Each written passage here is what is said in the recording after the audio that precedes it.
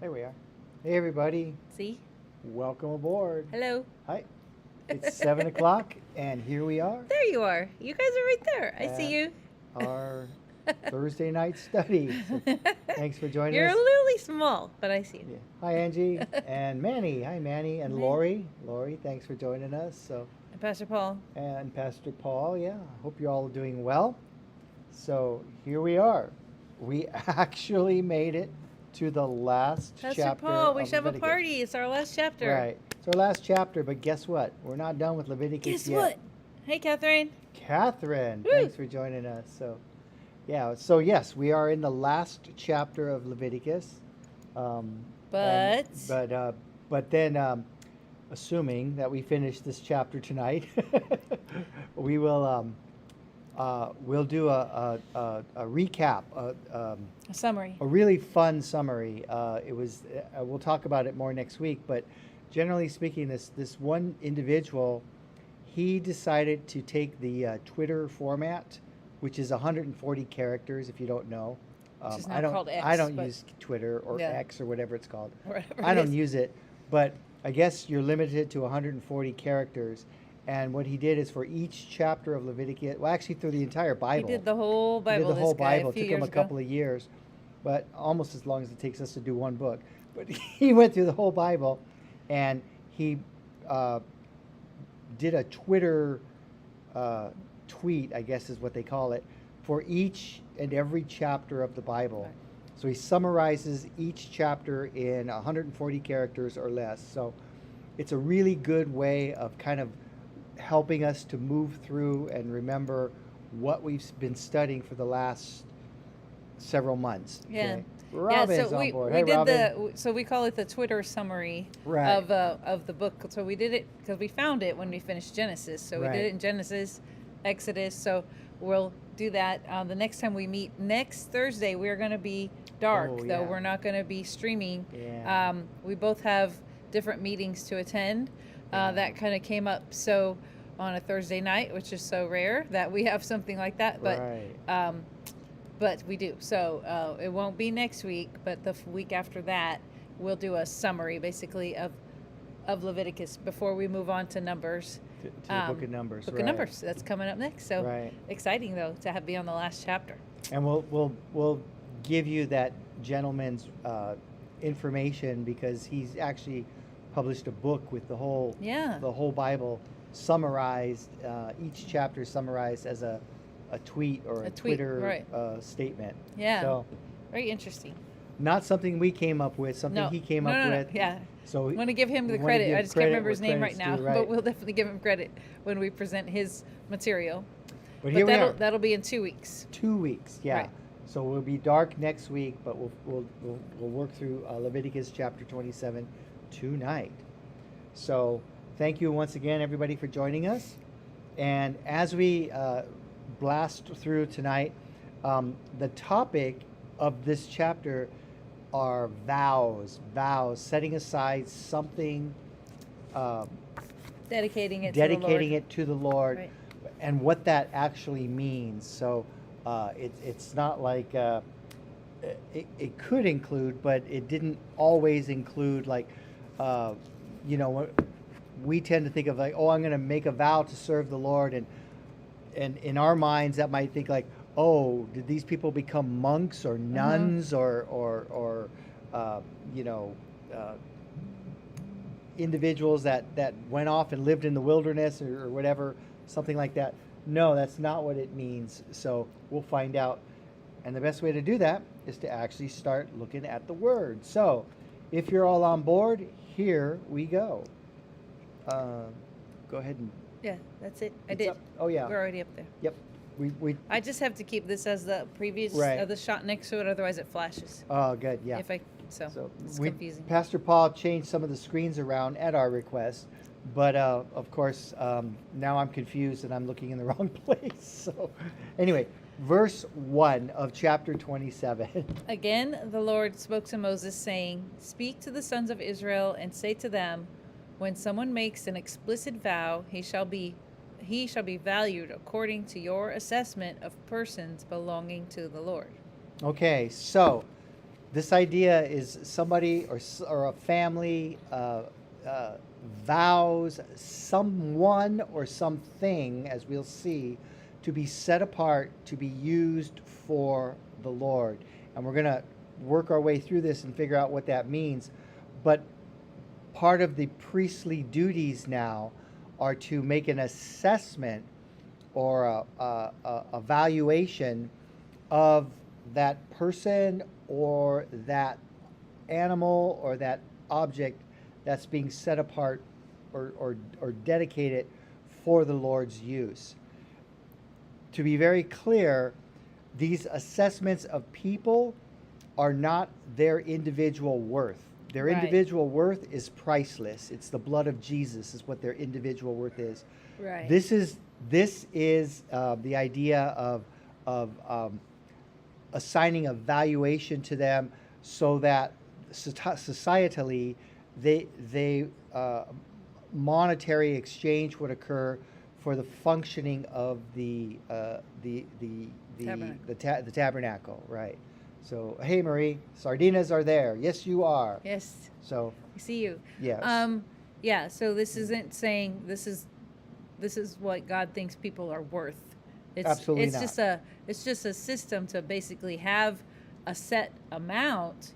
In part, it helps it not become something that could be corrupted. Absolutely. So it's a way of preventing like higher and higher prices and price gouging. Right. Which Right. when Jesus came, they were not following, these guidelines and things very well. weren't, So no. Jesus was very, remember, when he turned over the tables in the temple, he said, they have made the sacrifices into like a profit, Right. a profit machine or something, so they had definitely were price gouging people, instead of charging what God had clearly stated should be charged. So when we go through these again, this is not saying that men are more important than women or adults are more important in God's economy than children. It's merely assigning a functional value right. as related to what that person could contribute to the day-to-day functioning. Right. Yeah. I mean, my commentary said, said it is based on like the amount of work that individual in that category could have possibly done. So Right. it's like loosely based on the fact like they were like a young baby can't do much work. So there's a much Exactly. lower value for the Exactly. children under 5. We'll see as we go through it. But so that's why there's an age range and a value and an age range and a value, and it doesn't mean that those people are less valuable Right. because they have this lower price tag, so to speak, Right. in this passage. It just means that they were not, able-bodied to do work for the temple, for the Right. tabernacle. So God didn't, they didn't require as high a monetary price tag. Right. But it's based on the amount of work a person could do. Exactly. So, couple of commentary. Marie, it said, is what they can contribute to the community. Yes, somewhat. Yes. Right. Yes. Yes. That's a good analogy, like what they can contribute. Exactly. Babies don't contribute a lot to society, but Sleeplessness. They contribute a lot of sleeplessness. But we'll see the categories here in a minute. Right. So yeah. Guzik puts it this way: this chapter deals with the things that are given by God, given to God by a vow. That means that they were not required by a command of the law, but the vow was freely promised and given as a gift to God. In this case, it deals with persons that were promised to the Lord in a vow. Right. Think about it. When you make wedding vows, you mutually agree to enter into the matrimonial covenant, right? If you're forced into that, it changes the whole ball game. Mm-hmm. Okay, we know there are cultures that do that, but as far as our Western culture goes, our 21st century culture, we make vows as a promise. It's not required by law. You could live your whole life and not get married. Nothing bad's going to happen to you. well, they say men live shorter lives, but whatever. die alone, Okay. but No, but okay. And then Morgan says a vow is a promise made to God voluntarily and not in obedience to any divine requirement. right. And that's the overarching theme of this entire chapter. So Rooker says it was not a sin to refrain from making a vow, and that's covered in Deuteronomy. But once a vow was made, it had to be kept. So there's an important point. Right. Once you mold it over and you contemplate it and you decided to make a vow, then God expected you to honor that vow. Right. In much the same way that a marriage vow is made, is that the presumption is that the parties will honor that vow until death do they part. Substitutions could be made, however, okay, and that's where we deviate from the marriage analogy. Substitutions could be made, however, and it was this possibility of making a substitution that distinguished the vow from a sacrificial offering made on the altar. As we see, as we'll progress through this chapter, we'll see that a provision was made. And again, this is God giving the people this latitude, and he's saying, however, a monetary or a form of compensation can be made regarding the particular situation, which we'll see as we progress here. So verse 3, if your assessment is of a male from 20 years even to 60 years old, then your assessment shall be 50 shekels of silver by the shekel of the sanctuary. So if somebody in the family, if an individual, a male between 20 and 60 years old, if it was decided by that family that this individual would be set apart for to serve God, a substitution could be made of 50 shekels. Okay, 50 shekels could be paid, and then that person wouldn't have to necessarily depart from the family Right. and go live at the tabernacle or the temple. Right. Okay, but they're saying we pledge this individual, and the idea would be that the person would be consciously aware of this idea that they're set apart. So hopefully that they would not engage in behaviors that would be unbefitting to being used for God's purposes.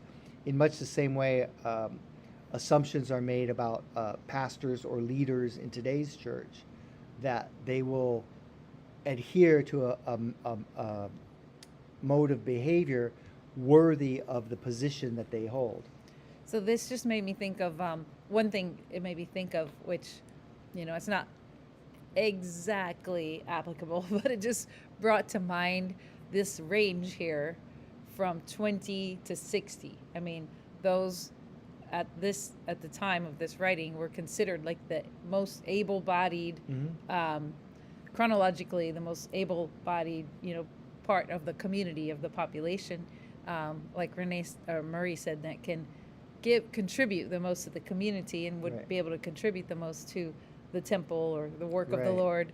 And it made me flash back to, how there's been a lot of, over the last, 10 or 15 years or so, there's been a lot of churches that discount people 40 and over, Yeah, it's true. and so we kind of experienced some of that, where there's such an emphasis on bringing up the younger generation, which by all means we should do, but not at the expense of people over Right. 40. So it's like interesting because there's a lot of significant emphasis on the younger half of this group, Right. whereas God just says 20 to 60, they all have the same potential amount of value. And I thought, wow, that's just interesting to me. Right, right. And again, keeping in mind this was a predominantly agrarian culture. It was a pre-industrial revolutionary revolution culture. So no hydraulics, no power equipment to do things. So the physical ability to do things was a necessity, and biology is biology. 20 to 60-year-old males Right. are typically the most not always, of course, we realize that, but speaking in broad terms, they're the most capable of doing literal physical labor. Verse 4. Verse 4.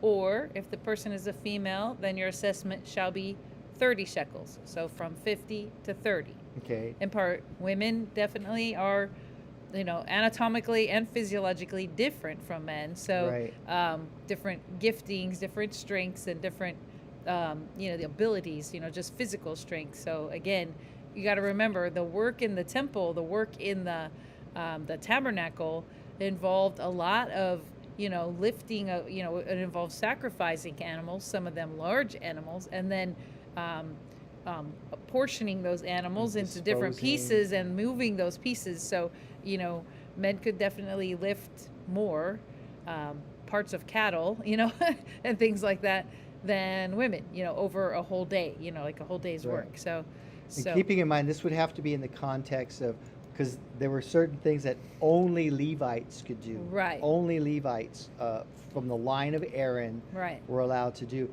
But there's still a lot of ancillary things that must go on, as we well know, in the functioning of any organization or building or just societal standard. Okay, so males 20 to 60, 50 shekels. Females 20 to 60, 30 shekels. Okay, and again, also keeping in mind the societal limitations on women at that time in history. Right. Okay, verse 5. And if the person is from 5 years even to 20 years old, then your assessment for a male shall be 20 shekels, and for a female 10 shekels. Okay. So this is younger people, 5 years to 20. Right. And So they have value, but they're not as equipped, and obviously we know that there are many 16, 17, 18-year-old males and females who are exceedingly strong but they often lack the education, or I guess you could say the Experience. skill, the training. Right. Training. Training, skill, Training is the word I was experience. looking Right. for. Training. They're lacking the training. They can be trained, of course, but they lack that life experience that an older individual may be able to would raise their value, so to speak. Verse 6. But if the person is from a month even or up to 5 years old, so 1 month old to 5 years old, then your assessment shall be 5 shekels of silver for a male, and for a female, your assessment shall be 3 shekels of silver. So again, if a family makes the voluntary decision, we want to dedicate this individual, this child, this boy, this girl, for the Lord. They'll be set apart. They will be a reminder that we serve a living God. We will emphasize their being set apart to serve God, but obviously a mother's not going to give up her month-old child, so an assessment is made, and the family can pay 5 shekels for a boy or 3 shekels for a girl to the functioning of the temple or the tabernacle. Right. So they're dedicating the child to the Lord, but then they're paying for the upkeep of the tabernacle, and they redeeming the baby, Right. the child. But like Samuel was actually brought back. Right. Hannah dedicated Samuel to the Lord. Yeah. And then when he was old enough, like 5, I think, or 6, Yeah. he was brought to the temple. Right. And the priest did say, well, I kept him We'll instead of redeeming train him. him up. Train him up. So Right. so sometimes people were dedicated, and then they were actually taken in by the priests. And Exactly. Verse 7. if the person is from 60 years old and upward, if a male, then your assessment shall be 15 shekels for a female and 10 shekels. 15 shekels. If a and male. If a male, yeah. Let me start over. If the person is from 60 years old and upward, If a male, then your assessment shall be 15 shekels, and for a female, 10 shekels. Again and again. Skipped, I guess, a Yeah, line. keeping in mind that they would be physically, they would start to be showing the effects of aging. So, but they would. What's beautiful about this whole passage is like some people get offended and they think, wow, this is really sexist. This is really ageist. That's a word that Ageism. Ageism. Yeah. Uh, It's like racism, but it's actually quite beautiful because God is saying no one need be excluded from serving God. Right. Everyone is eligible. Right. That's what I. Yeah. That's that's what I was getting out of the Yeah. passage too. Is that everyone has value. Everyone has value in the eyes of the Lord. Yeah. So this is actually quite really uh, awesome. yeah, quite And awesome, but it's quite encouraging. Right. And it's not the way society even treats people today. Oh, sometimes, definitely not. Sometimes Definitely not. the very young and the very old are just discounted to Yeah. have much value at all in society. So Right. once again, from the very beginning, God is saying no. Every single category that because He knows our human mind, we love to categorize things. That's Right. how our brains work. So sometimes some of this, God is setting it out and laying it out and writing it down and maintaining it for thousands of years so that we'll have the message today that He values people of all ages. Right. So Rooker again puts it this way: the prices, i.e., the values or the assessment of the individual, should be understood as representing either the wage of a worker, which was a shekel a month in the biblical period, or the relative worth of the value of the person's services in the tabernacle. So it was their wage. It was their ability to produce work. It wasn't their individual value. If the services included heavy manual labor in working with sacrificial animals or in transporting the tabernacle, it is easy to see why young men would be given higher value.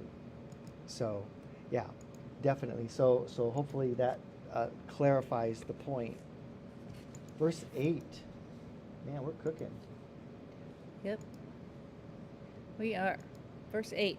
But if he is poorer than your assessment, then he shall be presented before the priest, and the priest shall assess him according to the means of the one who vowed. The priest shall assess him.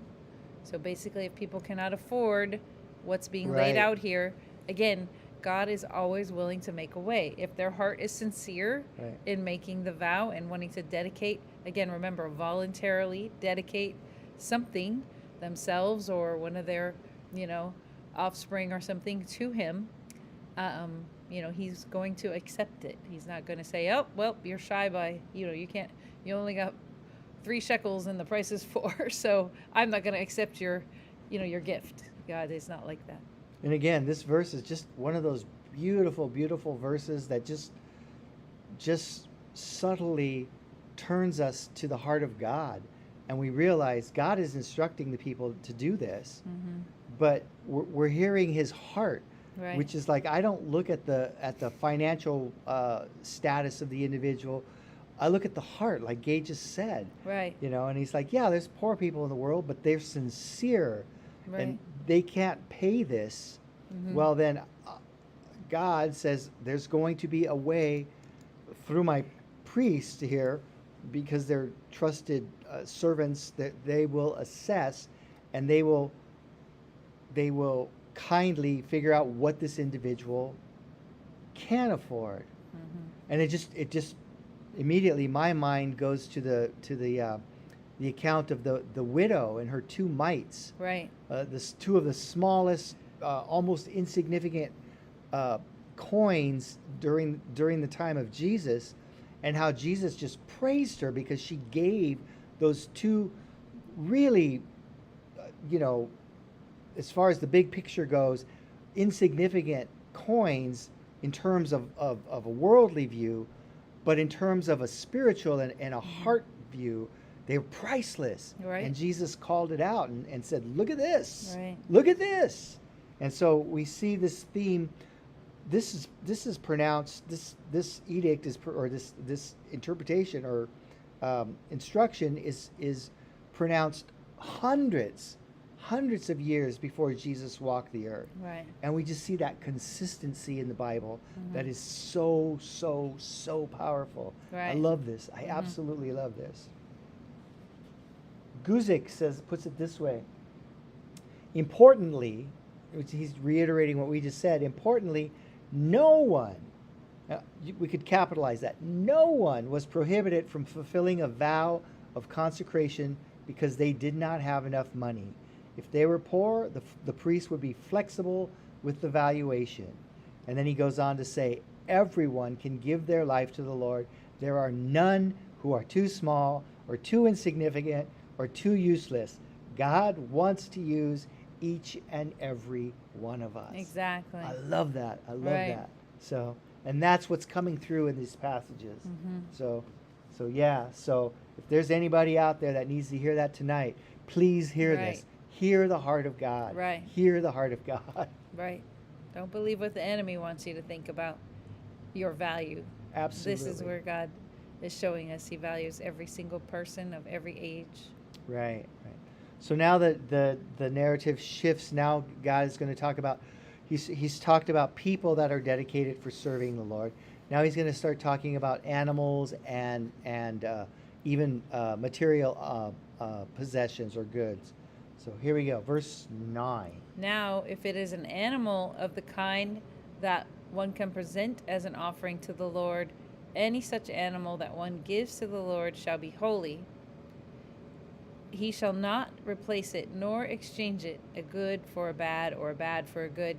Yet, if he does exchange the animal for animal, then both it and its substitute shall become holy. So this is so great because God knows what people are going to do.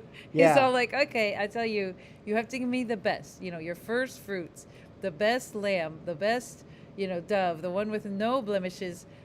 And if you try to exchange it and give me, the lesser quality one, then now you have to give me the good one and the lesser quality one. So, because he knows humankind, like, oh, well, this one is really, really good. And, I could get a really good price for it if I sold it at the marketplace. So, but this one just has a minor little freckle on its, on its ear or something. So God won't mind if I just give him the one with the little freckle instead. Right. Now what it means by a kind of animal that one can, present.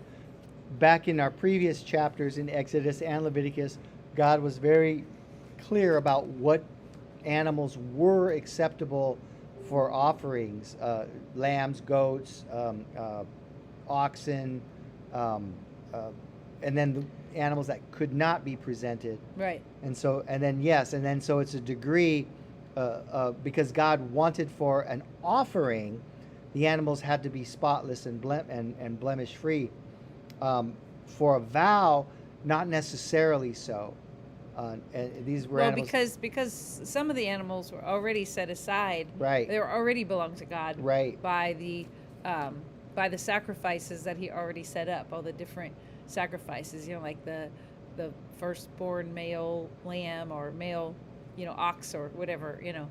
There's a lot of animals that are already set apart for God because of the different sacrifices that we went through and learning about in Exodus and early on in Leviticus. So those are not ones that you can offer, you can vow to give to God because it's already His. Right. So we're going to get to that part where he actually says that. Okay, don't give me something that's already mine because it's not really just the thought that counts. Right. Really. So it's interesting. We say, oh, it's the thought that counts. Right. Yeah. Like, no, it actually counts what you're really giving. It counts because. And what are you giving out of? If you're trying to trick God, your thoughts aren't that, right? aren't that It's good. like, don't do that. Right. We used to hear a couple that they would speak and they would say that when they were undergoing severe financial troubles, they made a quote unquote mocking a vow. They made a vow, and then they vowed that they would throw all their bills, their monthly bills, up in the air, and they vowed to pay any of those that stayed in the air. Think about that. Yeah. Okay. So they were so strapped. They said, okay, we want to be financially, responsible, and so here we go. Here we have this stack of bills. We're going to throw them up in the air, and any bills that hang in the air, those are the bills we vow to pay. Of course, they were kind of mocking that idea, but God knows that. So God explicitly says, like I know yeah, what, you know I know what? humankind and No, what you're gonna no, do. you don't bait and switch with Right. God. You don't do that. You Right. don't bait and switch with Him. So, verse 11. If, however, it is any unclean animal of the kind which one does not present as an offering to the Lord, then he shall place the animal before the priest. The priest shall assess it as either good or bad, as you, the priest, assesses it, so it shall be. Again, if a family did not have, they wanted to vow something to the Lord as an act of worship, as an act of serving in a way, but if the animal would not qualify as part of the clean animals, sheep, goats, oxen, things of that nature, doves, they had an animal that they wanted to present as a vow. The priest could assess a value to it, and that would be what the people would pay. Okay.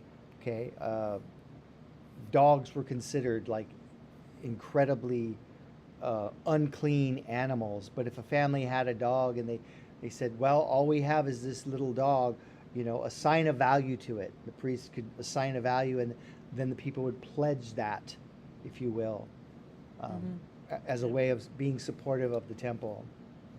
Okay, and I'm what comes to mind is like a little kid who's got like some kind of half-eaten candy bar or something like that, and yet they want to show their heart is inclined, that they love and care about you, and they offer you this thing that you ain't no way you won't put that in your mouth, but you express gratitude for the desire of their heart. Think of it that way, if you will.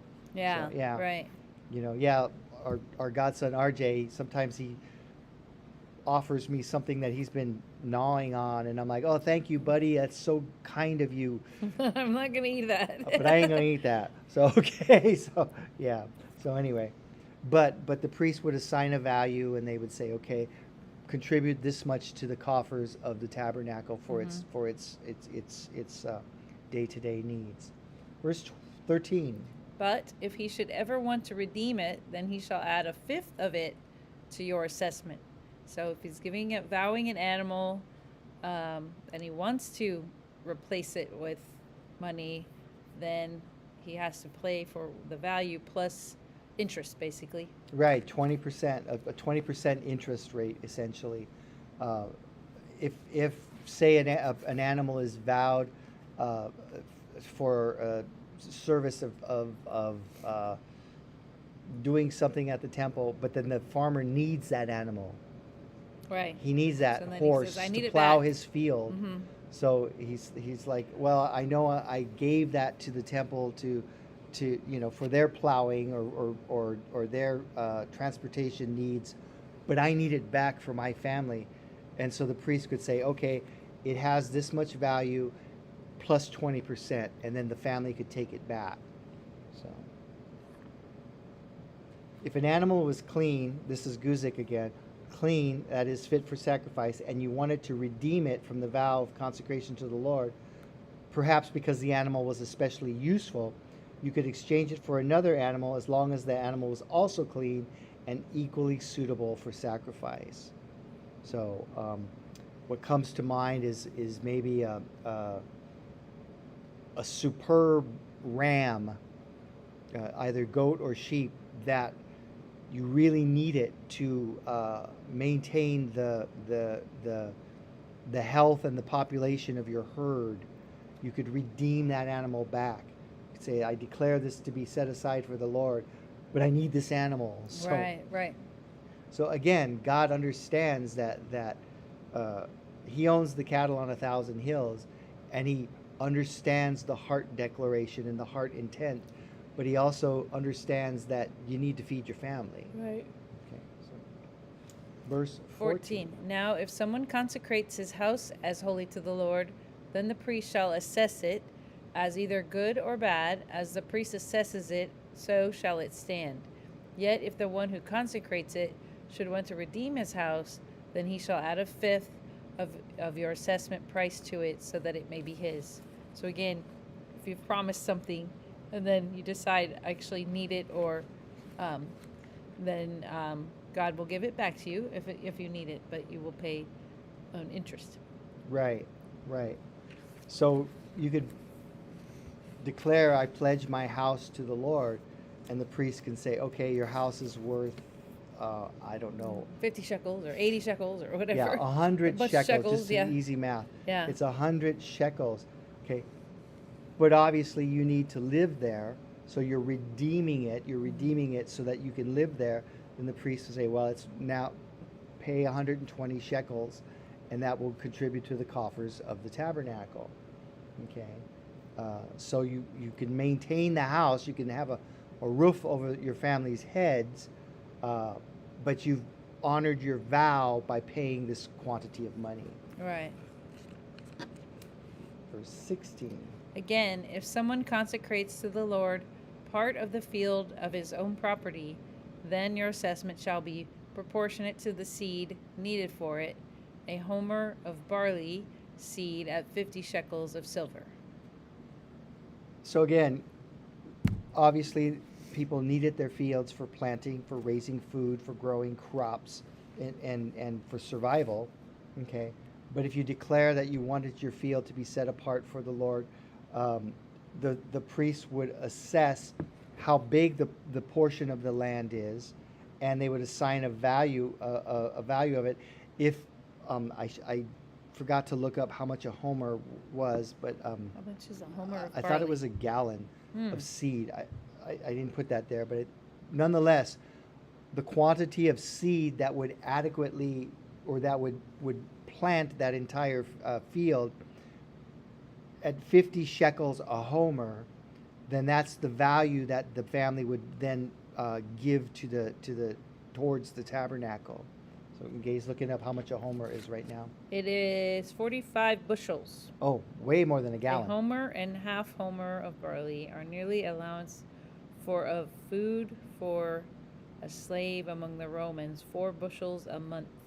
4 bushels a month. So okay. Yeah, then down here it says in Hosea, I don't know, it's all over the map. A homer was 8 bushels. Half homer would have been 12 bushels. It's very confusing. So why would a half homer be more than a That's whole probably homer? why I didn't include. Roughly 10 bushels. Yeah. 475 pounds. I don't know. It would be how much half. would be produced at the end when that field was harvested. Okay. Verse 17. Okay. ChristianAnswers.com says it's the largest of dry measures containing 8 bushels or 1/4 English, 10 ephahs. You're not helping. Okay. That's not helping. We don't know. It was a lot. It was a substantial amount. A lot. And it could have been 400 pounds or more. Right. Okay. If he consecrates his field as of the year of Jubilee, according to your assessment, it shall stand. Okay. So now, If he dedicates it prior to the year of Jubilee, then he shall, it shall no longer be his. what we'll see is there's a sliding scale, just like what we read previously. If somebody's going to buy a piece of property, it's all based on the year of Jubilee, so the value would slide according to how close to the year of Jubilee it is. Okay, so that idea is that if somebody makes a vow, we set this field apart. If a Jubilee is 20 years away, then the value would be much greater than if a Jubilee was 5 years away. Right. Okay, and so it would be a sliding scale. So the priests were they were assigned the duty of assessing the value, and then that's what the person. It's not a tax because it's a vow, but that's the valuation that the priest would assign, and then that would go into the priestly coffers. Okay, and again, when I say that, This is for the day-to-day running. We do the same thing with taxes, allegedly. We do the same thing that we pay taxes for the society to function properly, so roads get paved and schools get taken care of, and it's allegedly so Yeah. and so on. So Kind of. it's but it's not a required tax. It's a voluntary pledge. Right. Okay, here we go. It gets a little Verse complicated. 18 and 19. So if he consecrates his field after the Jubilee, however, then the priest shall calculate the price for him proportionate to the years that are left until the next year of Jubilee, and it shall be deducted from your assessment. If the one who consecrates it should ever want to redeem the field, then he shall add a fifth to your assessment price to it, so that it may belong to him. So I like in the NLT, I think maybe it's easier. In verse 17, it says, if the field is dedicated to the Lord in the year of Jubilee, then the entire assessment will apply. But in verse 18, if the field is dedicated after the year of Jubilee, the priest will assess the land's value in proportion to the number of years left until the next year of Jubilee. Remember, there's every 50 years. Right. There's a year of Jubilee. Its assessed value is reduced each year. So in verse 19, if the person who dedicated the field wants to buy it back, he must pay the value set by the priest plus 20%. Then the field will be illegally again be his. So we see we have this system Basically, set it's up. kind of prorated. It's a prorated. That's the word I That's was the looking word. for. Yeah, It's that's the prorated word. kind Yeah. of according to how many years between the sale date and the year of Jubilee. Robin asks a very profound question. She says, money and power corrupt so easily. How did they safeguard this whole system? Well, that's wherein didn't do lies very the well, rub. right? They did That's- not do very well. Right. And that's why Jesus was so Angry? angry, Righteous but anger. he called out the Pharisees and the Mhm. Sadducees because they had corrupted the Right. system. Right. And many of them got exceedingly wealthy by corrupting the system. Right. And Jesus called it out. Right. And again, to our human way of thinking, it doesn't seem very fair, but we know we have the promise that God will indeed make all things right. Yeah. And so the time frame doesn't often fit our time frame, but God's time frame is always perfect. Mhm. But to answer, the short answer to your question is, Robin, is that they did not do a very good job Yeah. of safeguarding it. Right. They lost their fear of the Lord, and that's a terrible, terrible place to be. Right. Excellent question. I mean, in spite of all this detail that we've been reading about through Exodus, Leviticus, all the detail, they still, this is, the Bible, the Torah, but then there's all these rabbinical books and laws and, Right. that were added. And anytime, what does Scripture say about when we add to the Word of God? Don't It's do it. it's gonna land us in a wrong place. It's Yeah. never a good thing. Right. Verse 20. Verse 20, yet if he does not redeem the field, so if he never buys it back, but has sold the field to another person, then it may no longer be redeemed. And when it reverts in the year of Jubilee, the field shall be holy to the Lord, like a field banned from secular use. It shall be for the priest as his property. So Okay. if he says, oh, no, I can sell this field, and he takes money for it, Right. and he had already given it to God, Right. God's like, nope, then you just lose the whole thing forever. No chance of ever getting it bought back. Right. So no double dipping. So, and commentators pointed out that this deals with land that belonged to the buyer's family or clan, according to the division of land that would later happen in Joshua 13 through 21. Once the Hebrews entered the promised land, then God spent a very, very lengthy amount of text explaining exactly how land ownership and such would be divvied up. And we have the idea of the Jubilee year would come every 50 years, and the land would go back to the original, the way the land was originally divided. So if people are trying to double dip the system and play the system, God's like, no, no, that's not acceptable. No, Mhm. we're just not going to go there. So, verse 22. Or if he consecrates to the Lord a field which he has brought, which is not a part of the field of his Bought. oh, a field which he has bought, which is not a part of the field of his own property, then the priest shall calculate for him the amount of your assessment up to the year of Jubilee, and he shall on that day give your assessment as holy to the Lord.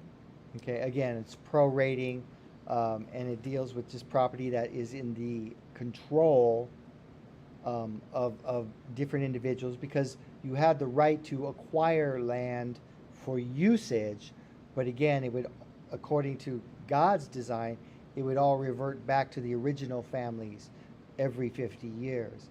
But if you're setting up that land for dedicating it for God's use, then God it says you prorate it. You can still do it even with land that is technically not your family's land. You can still do that. Verse 24. In the year of Jubilee, the field shall return to the one from whom he bought it, to whom the possession of the land belongs. Again, and this reiterates that whole idea of no one truly owns the land. It all belongs to God. Right. But it's for their use, and it's to stay within their family's control. Okay. But you can do with it a lot of things. You can sell it, exchange it, utilize it, make profit from it. Okay. Set it apart for God's use. But again, it goes back to the original families as part of that Jubilee idea. Verse 25. Verse 25. Every assessment of yours, moreover, shall be by the shekel of the sanctuary. The shekel shall be 20 gerahs. Right. So again, money, the monetary system was somewhat fluid, and there were different weights and measures for commerce versus worship or temple use versus other interactions. So God is making it very clear. There is a shekel of the sanctuary, and it's equivalent to 20 gerahs. That is the standard. So somebody can't say, no, I'm using the shekel of my land or whatever. Right. It's this. It's right. this. Right. We even do that with gasoline. There's the imperial gallon and the U.S. gallon and and liters and stuff. Yeah. So God is saying, no. We're not going to play that game. It's this. Right. It's this. I think I explained gerahs. Gerahs is a unit of weight, which was, according to this verse, 1/20th of a shekel. Okay, it was the smallest unit of measurement in the system used at that time. It was equivalent to about half a gram. Okay, so that gives us an idea. Okay, so a specified amount was that's the standard that you were going to use, and we do this even today. I think certain commodities markets and stuff like that, they're traded in British pounds or U.S. dollars. That's the standard, irrelevant to what the country or the buyer's country may be using. They're gonna, if that item or that commodity is deemed to be $100 per unit U.S., then that's the price everywhere in the world. Right. So, yeah.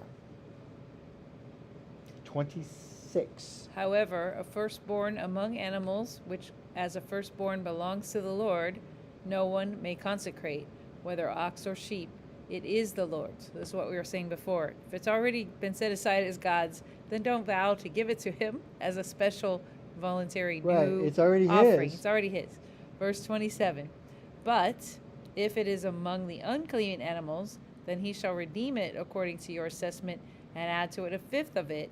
And if it is not redeemed, then it shall be sold according to your assessment. Okay, so don't try to set apart something that already belongs to God. God already declared that the firstborn person, the firstborn animal, is already his. It's already consecrated and considered holy to him. Okay, whether it's an ox or a sheep. Okay. Unclean animals can be assessed. If they're redeemed, then the 20% is added to the value. Okay. If they're not redeemed, then they can be sold according to the value assessed to them. That money would be used to upkeep the temple or the functioning of the temple. Okay. And again, God's saying, don't be one of those people that, you go into your friend's room and you find something that they already possess and you wrap it up and you give it to them for a birthday. Like, here, happy birthday. Like, well, this is my Yeah. my pair of shoes that I already own. Yeah, this is from my closet, right? Yeah. You can't do that with God. Don't do that to God. Yeah, you don't do that with God. Verse 28. Nevertheless, anything which someone sets apart, which means devotes, to the Lord for destruction out of all that he has, of man or animal, or of the field of his own property, shall not be sold nor redeemed. Anything set apart for destruction is most holy to the Lord. No one who may have been set apart among mankind shall be ransomed. He must be put to death. Now this is confusing to us because we think of holy, we think of it in terms of sacred and pure and clean, but this is literally talking about something that is to be put to death or destroyed, be it person, animal, home, and we recall, if you will, that in previous studies that we talked about, if animals are blemished or if individuals are criminal, or if homes are contaminated, they're to be destroyed. And the word here, it's used holy, but it just means that you can't. They're set apart. They're to be destroyed. If a criminal has committed a crime, they're going to be punished, and you can't buy them out of that. Once it's been determined that they will be subject to capital punishment. Okay. I hope that makes sense. Does that make sense? Yeah, it makes sense. Okay. So. Something that is, so in other words, you can't take a mad cow or a vicious cow and say, yeah, you know what, I can't use this, so I'm going to give it to the Lord. If it's set for destruction, it'll be destroyed. Right. Okay. So something that's already on its way out, or it's already set to go to Goodwill, then don't be like, okay, well, I'm going to give this to God at church on Sunday I was going to throw this out, but I'll instead just, of putting it on the trash pile or taking it to some donation center. No, you can't do that. Right. To devote something to the Lord, this is Guzik again. To devote something to the Lord was a further step than consecration by vow.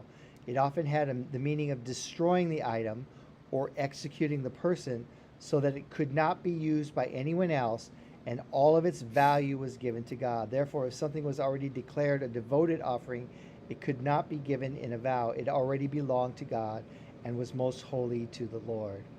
Okay, so if something was determined that it was going to be destroyed, now please understand, this is not talking about human sacrifice. Talking about human sacrifice, and we'll touch upon that here in a second. The word devoted could and was sometimes translated as the word accursed. Hopefully that'll clarify the issue a little bit more. Something that devoted could be better translated as accursed. If something was accursed, God would deal with it. Okay, that thing would be devoted, would be destroyed, being used for no other purpose. Okay. In Joshua, there's an example, and the city shall be accursed, even it and all that are therein. I think I printed this out in the King James. To the Lord, only Rahab the harlot shall live, she and all that are with her in her house, because she hid the messengers that was sent. Remember that when the spies spied out Jericho and Rahab hid them. And then God said, you are going to utterly destroy Jericho. It'll be utterly destroyed. However, because Rahab was found righteous, she and her family will be taken out of that mix and allowed to live. Okay, so accursed. So when we read that, if we read accursed, hopefully that's a little more clarifying. Verse 30. Now all the tithe of the land, of the seed of the land, or of the fruit of the tree is the Lord's. It is holy to the Lord. Verse 31. If therefore someone should ever want to redeem part of his tithe, he shall add to it a fifth of it, another 20%. Verse 32. For every 10th part of herd or flock, whatever passes under the rod, the 10th one shall be holy to the Lord. Okay. And the idea here presumably is that you can't pick and choose. It just that portion will be the Lord's. And so to make it easier, a rod would literally be set up, and as the animals were passing under it, every 10th one would be declared holy to the Lord. In this sense also, one could not escape execution by being bought back from the Lord. They had to face their fate and their penalty. An example of this is found in 1 Samuel 15, where King Saul was commanded to bring judgment against the Amalekites. They were accursed and doomed to destruction. Saul failed to do this, and it greatly displeased the Lord. Mm-hmm. In that chapter or that section, we learn that Saul was supposed to destroy everything, but he took the good stuff, and the valuable stuff. And he kept the king alive, and he kept the king alive, not do and that. he wasn't supposed to do that. So God is very serious. If something is set apart for his use, or if something is accursed, and God is the one that's supposed to deal with it, rightly so, our intervention is pointless and worthless. We're not supposed to step in there and try to take care of something that God said he would handle. Right. Right. The law mentioned, this is Clark, the law mentioned in these two verses has been appealed to the enemies of divine revelation as proof that under the Mosaic dispensation, human sacrifices were offered God. But this can never be conceded or thought of or thought in that way. Had there been such a law, it certainly would have been more explicitly revealed and not left in the compass of a few words only, where the meaning is very difficult to ascertain. The words themselves differently translated by most interpreters. Right. So when somebody says, aha, caught you Christians, your God does He did take human sacrifices. No. God is just saying, I am God. I will deal with these things that are accursed. It is not your job. It is my job. Right. Once it has been determined that the party is guilty, it's my responsibility. Do what you're supposed to do. Right. Verse 33. He is not to be concerned whether it is good or bad, nor shall he exchange it. Yet if he does exchange it, then both it and its substitute shall become holy. It shall not be redeemed. Again, and we lost this in the Middle Ages. Oftentimes, if an individual was deemed guilty and was deemed to be executed, his family, if wealthy enough, would literally buy a substitute and put somebody else to death. Horrific practice, totally deviant from what God desires. Right. Okay. So God is making it very clear that He is God, He is the judge. We are to be His obedient servants and carry out His commands. Right. Okay. I think we have one more verse to go. Yep. These are the commandments which the Lord commanded Moses for the sons of Israel on Mount Sinai. So once again, it tells you where they're receiving this information, who gave it to them, and through whom He spoke. So these are the commandments of the Lord. Moses is the messenger. They were not in the promised land yet. Yet some of this applies very specifically to what's going to happen when they're occupying the promised land. So God's saying, heads up. There's going to be a lot of changes from the way they operated in Egypt, just for example, so. And again, this reveals God's character. In Genesis, God was very, very clear when He spoke to Adam and Eve. You can eat anything in the garden. Right. You have so much freedom. You do not touch the tree. You do not touch these two trees. You do not do it. Don't do it. Don't do it. That was His only stipulation. He didn't say, some of these trees, there's a tree in here that I don't want you to touch. Right. Figure it out. Or it's going to be really bad if you touch it. Just be careful of that one. But He didn't say where or which one or why. He told them exactly. He was very, God very is very explicit. clear. Yes. And multiple times throughout our study of Genesis and Exodus and now Leviticus, God has said, don't do this. If you do, these are the consequences. Right. And the same thing, even with something like a voluntary vow. Mm-hmm. I'll accept your vow. I'll accept your offerings. Right. I'll accept your pledges. Right. Okay, God's saying, this is God speaking. But don't try to pull a fast one on me. Don't try to manipulate the situation. Don't try to intervene. If you're going to do this, you do it wholeheartedly and with good intent, because I have the best intent for you. Right. So. Right. Yep. And with that, we are at the end of our chapter. We actually did it. We got through the whole Praise chapter. the Lord. But we're going to do a summary on February 1st. So yes. Again, for remember, those of you who came in late, we will not be meeting next Thursday. Turns out we both have some place we got to be. Separate meetings to go to. Yeah. Fall on a Thursday night. So yeah. So the following week, February 1st, we will stream a summary of Leviticus, because so here's an assignment. Just look through the book, and maybe next time we meet, February 1st, tell us what verse or what chapter, what section. Maybe there's a verse or two. What stood out to you? What gave you encouragement, or what was something you saw in a new way this time around reading? I know most of you have read the Bible probably many times, more than me. So what stood out to you, or what was special to you this time around? So we'd love to hear how it has been affected to you, because we serve a holy God. Amazing. And we can be holy through Him, through the power of the blood of Jesus.